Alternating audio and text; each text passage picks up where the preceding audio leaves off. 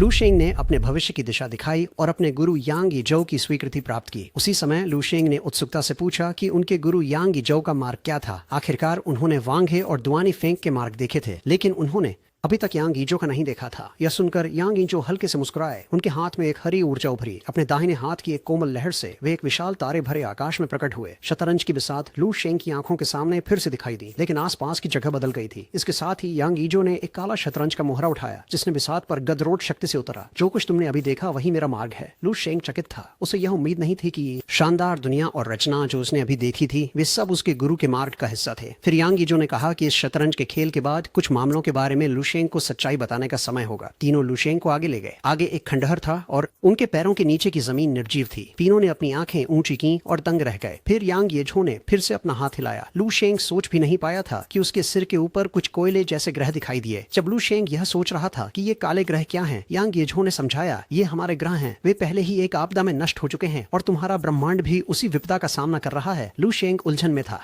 क्या विदेशी जीव, क्या वाकई दूसरी दुनिया इतनी भयानक है? यहाँ तक कि आप जैसे शक्तिशाली अस्तित्व शिक्षक भी उनका विरोध नहीं कर सकते? यांग यीजौ ने गंभीरता से कहा, विदेशी पशुओं का आक्रमण उतना सरल नहीं है जितना आप सोचते हैं। जिस दुनिया से वे आते हैं वह कोई साधारण दुनिया। ऐसा कहकर उसने अपना हाथ लहराया जैसे वह एक स्लाइड शो दिखा रहा हो। वह अनगिनत भौतिक ब्रह्मांडों की काली छाया है जो सारी बुराई का स्रोत है, सारी नकारात्मक ऊर्जा का संचय है। उसने समझाया कि अब तक लू शेंग ने जो विदेशी जंतु देखे थे वे केवल इस शक्ति की सबसे सतही अभिव्यक्ति है। असंख्य भौतिक ब्रह्मांडों की नकारात्मक ऊर्जा, लू शेंग ने सोचा, और अब एकल ब्रह्मांड को यह सब सहन करना पड़ रहा है। ये वास्तव में एक अजेय आपदा है। सबसे महत्वपूर्ण बात यह है कि एक बार जब यह शक्ति आपके ब्रह्मांड में प्रकट होती है, यह साबित करता है कि आपका ब्रह्मांड अपने वास्तविक विनाश से दूर नहीं है। लू शेंग इस बिंदु को पूरी तरह से समझ नहीं पाए। उन्होंने यांग यीजौ की ओर खाली निगाहों से देखा। यांग यीजौ ने अपनी जेब से एक बड़ा सेब निकाला और उसे आधा काट दिया। सेब की कटी सतह पर जल्द ही काले साए दिखाई देने लगे। लू शेंग को समझ में आ गया, एक बार जब कोई रूह